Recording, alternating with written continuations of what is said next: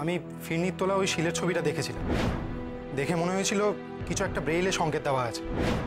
খুব অবাক লেগেছিল, মনে হচ্ছিল কিছু না কিছু একটা গন্ডগোল আছে। তাই ভেবেছিলাম যে পড়ব। এই কারণেই আমি রাত্রিবেলা ওই শিলটা ওখান থেকে সরিয়ে দিই। আমি পিসিকে খুন করিনি, এগুলো কিন্তু চুরির নয়। আমি তো আপনাকে বলছি, এর মধ্যে থেকে একটাও কিন্তু আমি পিসির থেকে চুরি করিনি। এগুলো সবকটা আমার নিজস্ব কালেকশন। ভেবেছিলাম এই কিউরিওর ব্যবসা করে পিসিকে দেখিয়ে দেবো যে আমিও পারি। অদ্ভুত লাগছে জানেন, এখন অব্দি যা যা ঘটেছে তাতে সন্দেহের তীরটা সম্রাটের দিকেই যাচ্ছে। আমি যা যা প্রমাণ পেয়েছি তাতে মনে হচ্ছে সম্রাটই কালপ্রিট। কিন্তু আমার মনে না একটা খটকা লাগছে। আমার মন কেন জানি না বারবার বলছে যে সম্রাট সত্যি কথা বলছে, ও কোনো অন্যায় করেনি। কেন এমন হচ্ছে বলুন তো? কি ব্যাপার, নট রিচেবল বলছে তখন থেকে। ফোনটা তো নিয়েই গেল, কি হচ্ছে ওদিকে? বৌদি মাথা ব্যথার ওষুধ আছে? হ্যাঁ হ্যাঁ হ্যাঁ, তুমি বসো, আমি দিচ্ছি। আসলে মাথাটা এত ব্যথা করছে না, তাই ভাবলাম একটা ওষুধ। হ্যাঁ হ্যাঁ আছে, হ্যাঁ হ্যাঁ আছে আছে আছে।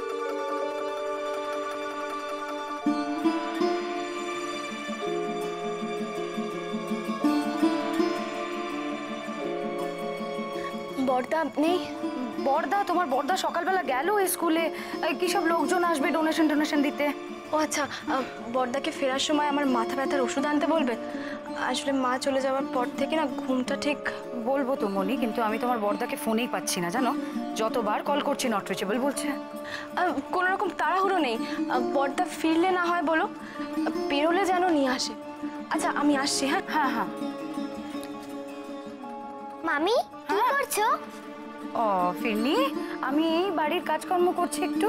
ঠিক আছে, তুমি তাহলে আমার সাথে একটু খেলবে প্লিজ? বাবা কি করে খেলবো, অনেক কাজকর্ম আছে যে। ধুস, আই এম গেটিং বোর্ড। এখানে কেউ আমার সাথে খেলার টাইম পাচ্ছে না। তুই আমার সাথে চল, তো বাবা তোর জন্য যতক্ষণ না খেলনা কিনে আনছে তুই আমার সাথে খেলবি। সত্যি? সত্যি, চল চল।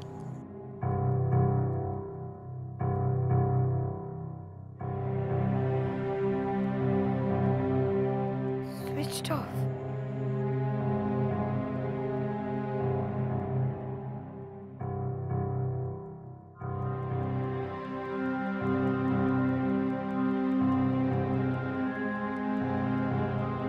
সামনে কি হয়েছে বলো তো কালু?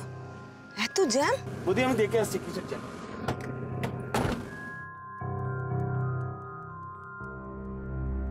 কয়েকটা ঝড় তো ছাড়ছেই না। যেমন খুন হওয়ার আগের রাত্রিরে বিজয়া সেনের কথা কার সাথে হচ্ছিল, কেউ নাকি কিছু নিয়ে ভয় দেখাচ্ছিল, আর উনি বলছিলেন ভয় দেখিয়ে লাভ হবে না। সম্রাটের সাথে কি, ওর সাথে কি এইভাবে কথা বলা সম্ভব? যা রকচটা ছেলে দেখলাম, অশান্তি হলে জোরে কথা বলে ফেলবে। ওর গলা একটুও শোনা যাবে না, তা কি করে হয়? না না, রহস্য এখনো জটিল হয়ে আছে, জট ছাড়েনি কোথাও।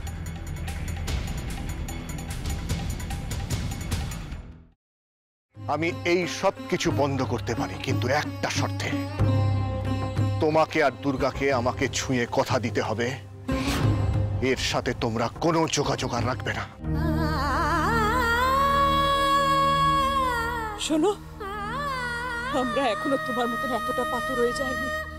তোমাকে ছুঁয়ে আমি এত বড় কথাটা। এটাই আমার শেষ কথা তোমাকে। দাদা ভাই, পুতুলটা না দিয়ে এসেছি।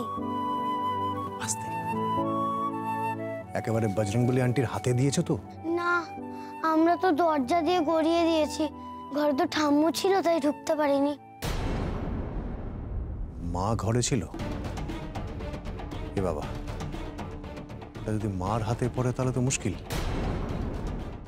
ওনার কোনো সর্দারজির সাথে পরিচয় ছিল? সর্দারজি? না। ঠিক আছে, আমি তাও বলবো আপনারা একটু ঠান্ডা মাথায় ভাবুন। আসলে আমার জানাটা খুব দরকার। আমি তাহলে আসি, কিছু মনে পড়লে আমাকে অবশ্যই জানাবেন। আচ্ছা।